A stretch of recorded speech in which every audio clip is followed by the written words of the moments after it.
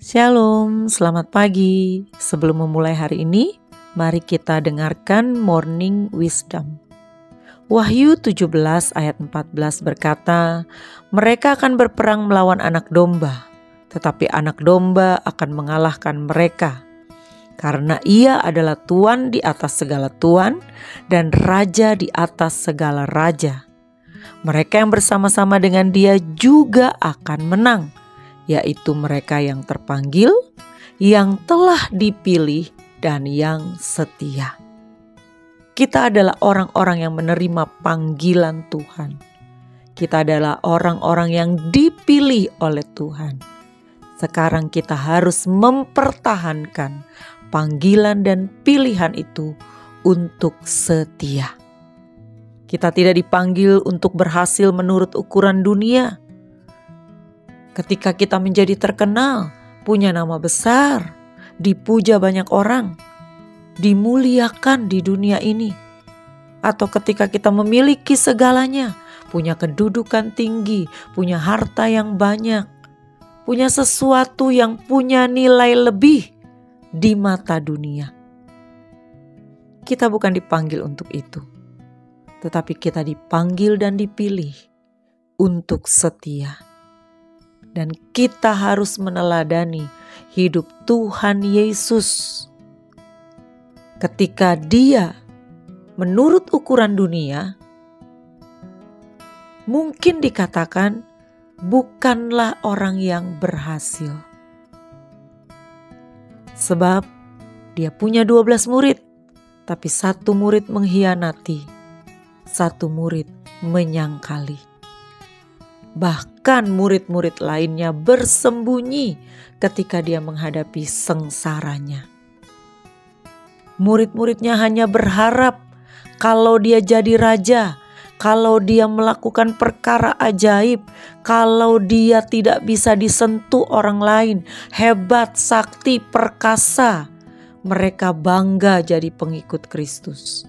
Tapi waktu Yesus ditangkap di Taman Getsemani, waktu Yesus disesah dan dicambuk, diludahi, dan membawa kayu ke atas bukit Golgota untuk disalibkan, mereka semua lari.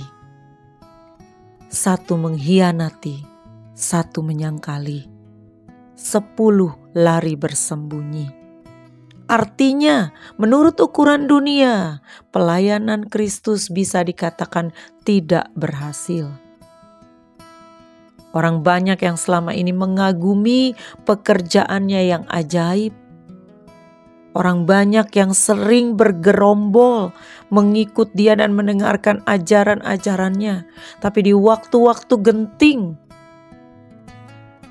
kalimat pujian yang mereka katakan, diberkatilah dia yang datang dalam nama Tuhan, berganti menjadi salibkan dia. Tetapi Tuhan Yesus tetap setia, melanjutkan pelayanannya dan karya agung kasih-Nya. Mati di atas kayu salib, menebus dosa manusia, melakukan kehendak Bapa, dan menyelesaikan pekerjaan Bapa yang mengutus dia. Tuhan Yesus tidak mundur sedikit pun. Dia taat sampai mati di kayu salib. Dan kesetiaannya, ketaatannya membuahkan keselamatan bagi dunia.